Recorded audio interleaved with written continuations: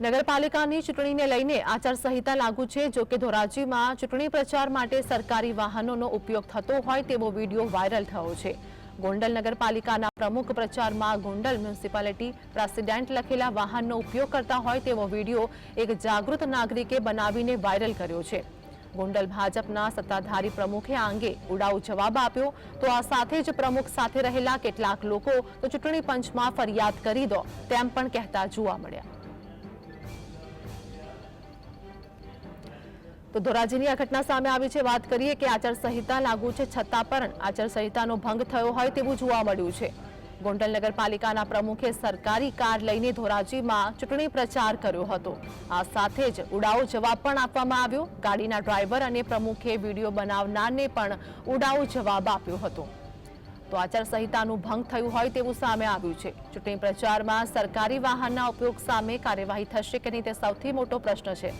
સંવાદદાતા આશીષ અમારી સાથે જોડાઈ ગયા છે। ધોરાજીમાં ભાજપના પ્રચાર માટે ગોંડલ નગરપાલિકાની આ બેદરકારી સામે આવી છે। આચારસંહિતાનો ભંગ શું હાલની અપડેટ? ચોક્કસથી જણાવતો કે ધોરાજી નગરપાલિકાના જે ચૂંટણી વાગી રહ્યા છે વચ્ચે પ્રચાર પણ ચાલી રહ્યો છે અને એ જ વચ્ચે આજે ગોંડલના નગરપાલિકાના પ્રમુખ તેમજ શહેર ભાજપના જે હોદ્દેદારો છે એ સહિતના લોકો જે સરકારી ગાડી લઈને પ્રચાર અર્થે આવ્યા ધોરાજીમાં આવ્યા હતા અને ભાજપના જે કાર્યકરો ચૂંટણી પ્રચારનો વિડીયો છે તે જાગૃત નાગરિકે બનાવી અને વિડીયો છે તે વાયરલ કર્યા હતા। ગોંડલ મ્યુનિસિપલ પ્રેસિડેન્ટ નામની જે પાલિકાના વાહન છે તે ચૂંટણી પ્રચારમાં ઉપયોગ કરવામાં આવ્યો હોવાની વિગતો હતી અને આ ગોંડલના જે ભાજપના સત્તાધારી પ્રમુખ સહિતના હોદ્દેદારો ચૂંટણીમાં આ સરકારી વાહનનો ઉપયોગ કરતા જોવા મળ્યા હતા।